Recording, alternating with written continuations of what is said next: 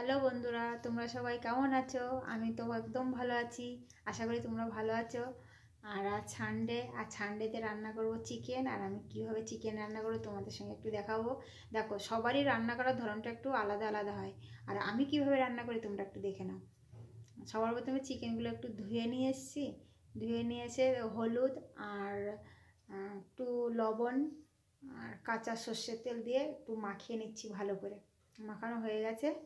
এবার অন্য একটা পাত্রে নিয়ে নিচ্ছি। নিয়ে এটাকে এখন ঢাকা দিয়ে দেব। ঢাকা দিয়ে তোমার কিছুক্ষণের জন্য ফ্রিজের মধ্যে রেখে দেবো।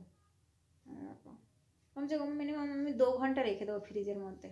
দেখো, রাখা হয়ে গেছে 2 ঘন্টা। এবার আমি নিয়ে চলে আসছি। এবার কিচেনে নিয়ে আসছি, রান্না করব। কড়াই গরম হয়ে গেছে। এবার দিয়ে দিলাম সর্ষের তেল। আমি সব কিছুই সর্ষের তেলেই রান্না করি। সর্ষের তেলটা একটু গরম হলে, হয়ে গেছে গরম অলরেডি। এবার দিয়ে দেবো একটু তেজপাতা আর কটা গোটা জিরা দিয়ে একটু নাড়াচাড়া করে নেব। হয়ে গেছে, এটা লাল হয়ে গেছে। এবার দিয়ে দেবো পেঁয়াজ কুচি। পেঁয়াজ কুচি করে রেখে দিয়েছিলাম। তো পরিমাণটা বলছি না, তোমরা যেমন রান্না করবে সেই হিসেবে তোমরা দিয়ে নেবে, ঠিক আছে? ওই জন্য পরিমাণটা বললাম না। পেঁয়াজটা একটু লাল লাল হয়ে গেছে।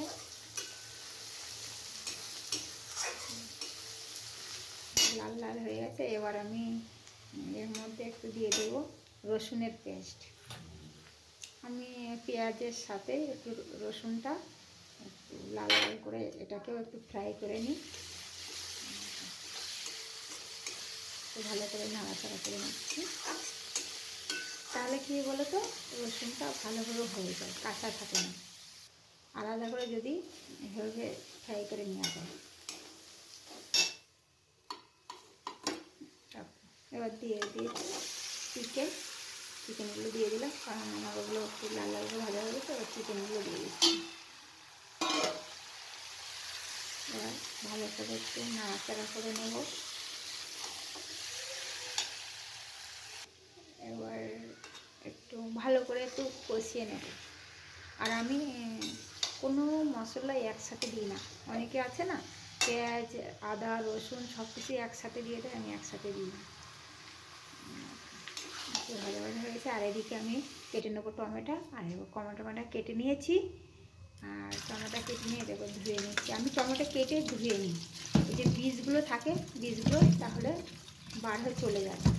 শুনেছি টমেটোর বীজ খেলে ব্যথা বাড়ে। ওই জন্য আমি কখনো টমেটোর বীজ আমি কোনো সবজিতে দিই না। টমেটো কেটে আমি ধুয়ে নিই।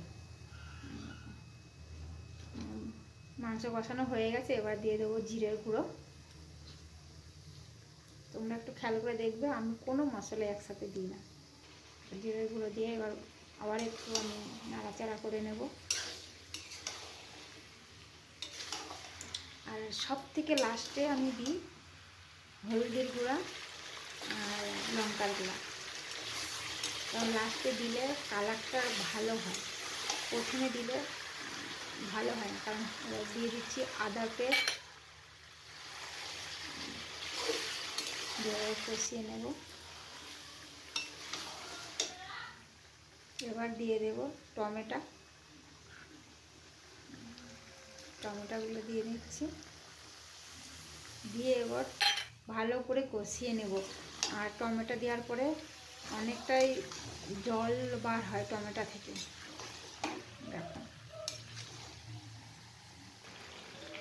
দেখো, জল ছেড়ে দিয়েছে। শেষে দিচ্ছি হলুদের গুঁড়ো আর লঙ্কার গুঁড়ো। আর হলদির গুঁড়ো আর লঙ্কার গুঁড়ো শেষে দিলে কালারটা সুন্দর হয়। প্রথমে দিলে কী হয়, হলদি আর লঙ্কার গুঁড়োটা একটু ভাজা ভাজা হয়ে যায়, কালারটা একটু অন্যরকম হয়ে যায়। কালারটা কত সুন্দর হয়।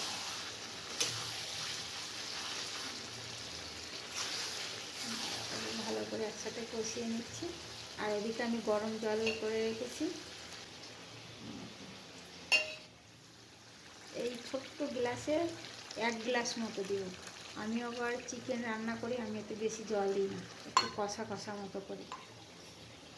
আমাদের বাড়িতে আবার যদি বেশি একটু জল দেওয়া হয় তা কেউ খাবে না, একটু কষা কষা করলে সবাই খেতে ভালোবাসে। ওই যেটুকু জল দিয়েছি ওই জলটুকুই আমি পুরো শুকিয়ে নেব। রান্না হয়ে গেছে, এবার দিয়ে দিচ্ছি গরম মশলার গুঁড়ো। আর আমার এই রান্নাটা করতে পুরো 1 ঘন্টা টাইম লাগে। আর 1 ঘন্টা টাইম লাগলেই আমি বুঝতে পারি যে আমার রান্নাটা ঠিকঠাক হচ্ছে। যদি 1 ঘন্টার কম হয় তাহলে সে রান্না ভালো হয় না সেদিন।